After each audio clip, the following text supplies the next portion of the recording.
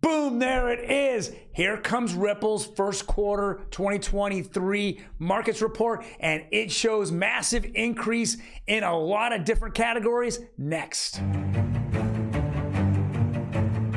Yes, I might be a utility coin maxi. This excites me because it's one of the few market reports we can actually go over.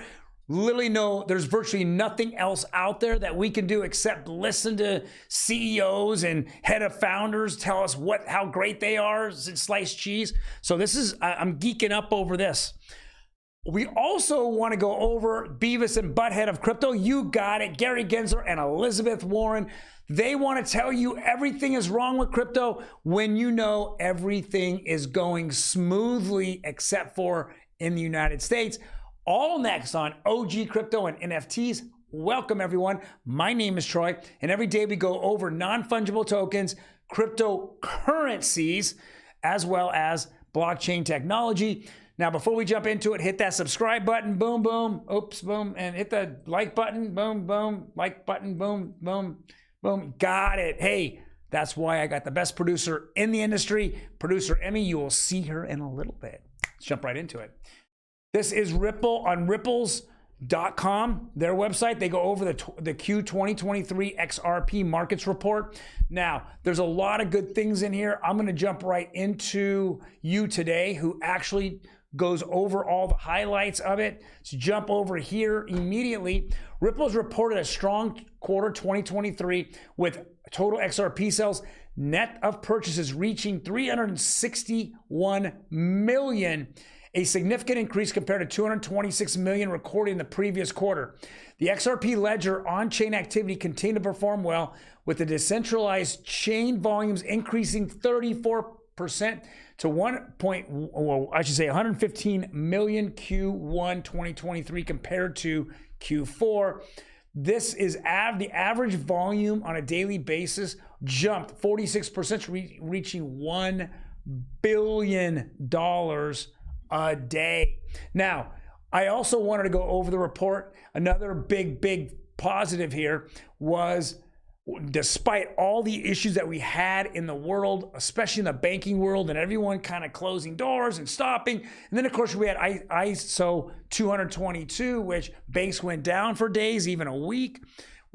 Despite all that, on-demand liquidity almost touched $3 billion for the quarter. It is doing well. We're seeing transactions all over the world, which is very positive.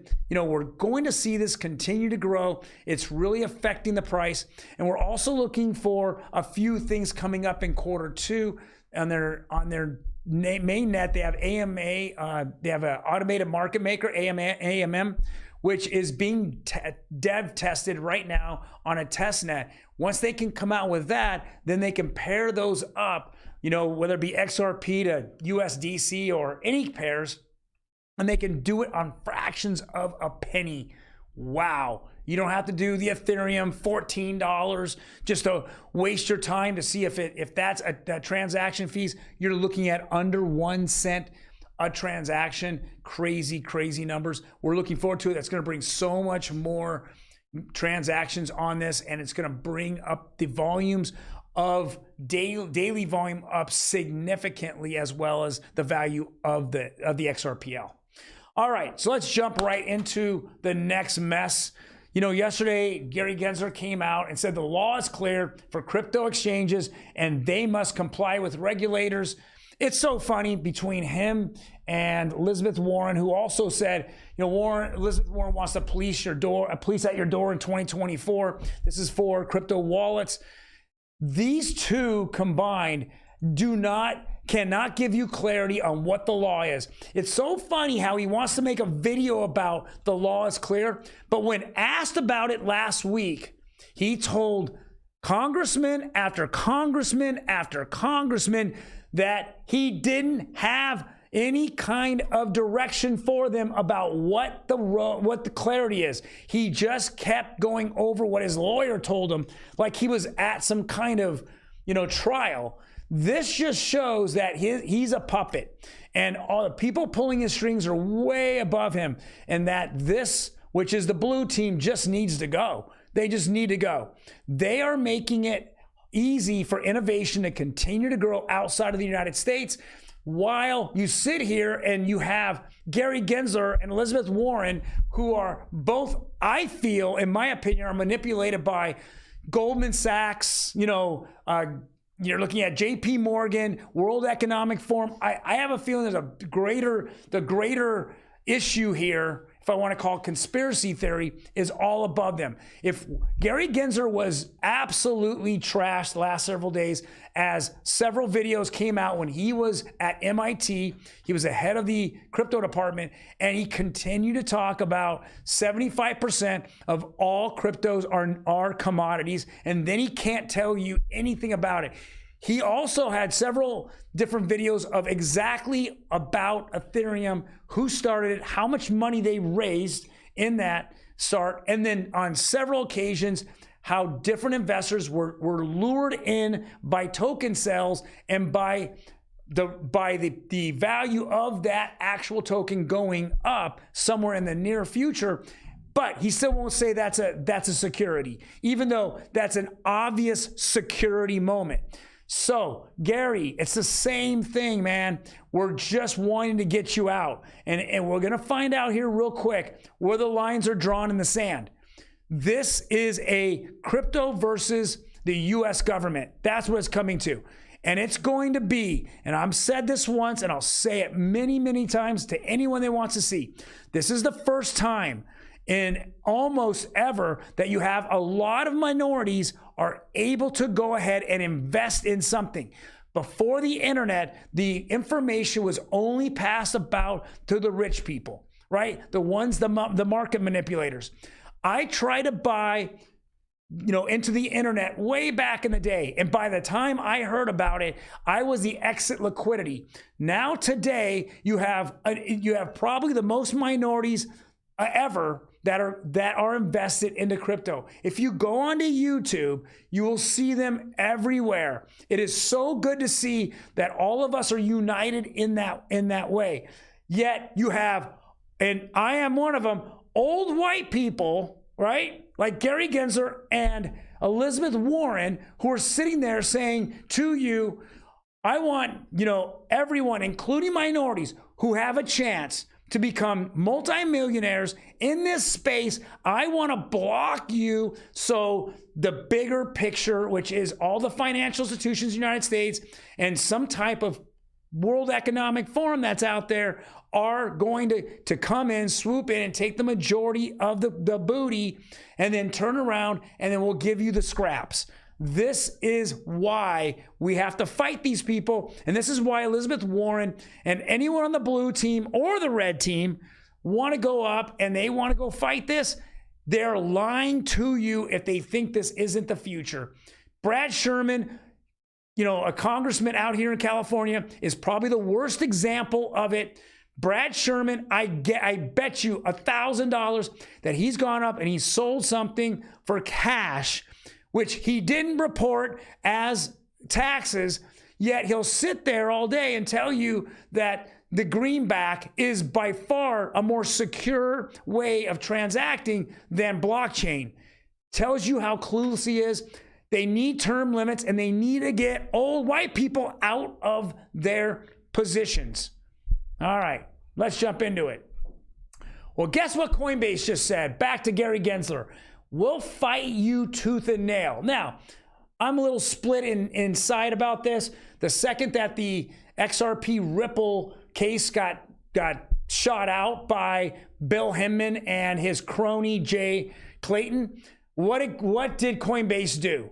Coinbase delisted XRP. What a bunch of chicken shits. Because now their Coinbase is turning around and saying, well, they're saying that these are securities. They're not taking any other coins off. They're not taking anything off. Coinbase, relist XRP and get some respect back. Because right now, we just think you're all just a piece of shit. But our enemy is our friend, unfortunately. So we're fighting the same fight. But why didn't you start this fight years ago instead of kissing the SEC's ass? Now, on the flip side, Coinbase is a publicly traded company and had to get the approval of the SEC to go public, and they did. So this shows that each regime can be paid off, has to be paid off differently because they all have different opinions, and their opinions aren't necessarily the opinions of the retail investor, but they're more opinions of the lobbyists and the people that are above them. Coinbase, dude, go out and fight the good fight. We're behind you. Just go relist XRP and show some beep. All right, let's get to the next one. All right, here we go. Here's the question of the day. What two cryptocurrencies, I'll say it again, currencies are the top two cryptocurrencies in the world? Okay. Well, drum roll, please. One of them is a CBDC off the digital yuan. That's one of them. What's the other one? XRP. They are from the inside set until now. XRP and the digital yuan are the two currencies, cryptocurrencies, that are battling it out for first and second place. They are by far ahead. These, it's kind of funny how China has embraced it, sees a future in it, and now Russia has said they're gonna embrace it. Now Iran has said it. Now Brazil has said it. Now the AE is saying it. The EU now has passed. Everybody, but yeah, you got it. The US. The US stifling invasion since 2021. All right, let's bring on our producer, Emi. How you doing, Emi? I am good. We are going to talk about a blue chipper right here, right? Well, it's barely a blue chip, but yeah. Yeah. It's fallen off. It's fallen. It's down 95% from its highs or close to it. And again, it seems like every time we see these projects, these blue chips, when they fall, they have to be relevant. So they throw some news out, and they try to figure out what they can do to become relevant again. Yeah. So basically, with Proof, they're building a 3D world for the Moonbirds community. I don't have a ton of details on this yet, but I do think it's interesting the way they are trying to kind of save themselves with these headlines and trying to make themselves relevant again.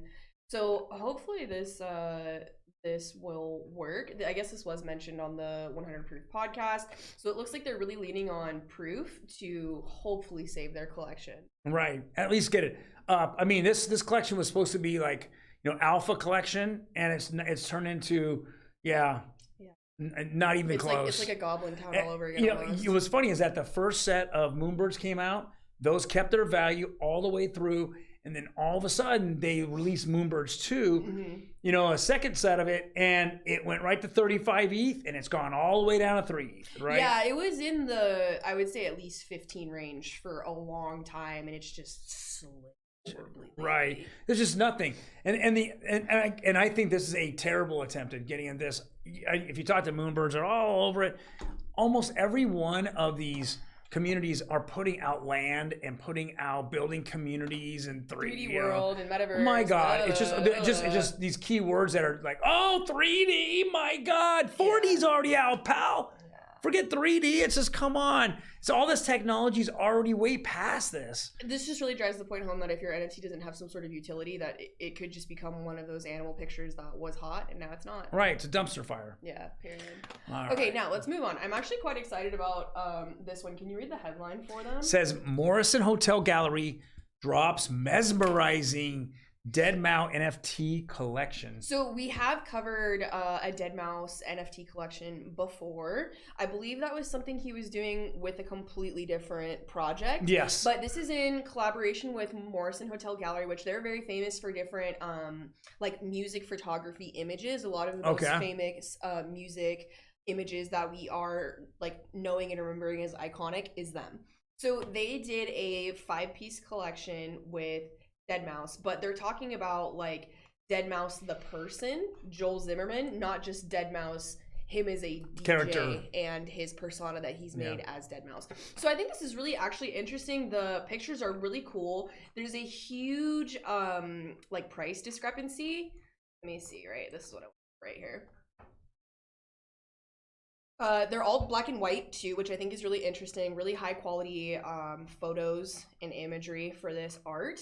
So this one here, Alter Ego, is $14,000. That's pretty expensive, but it does go down.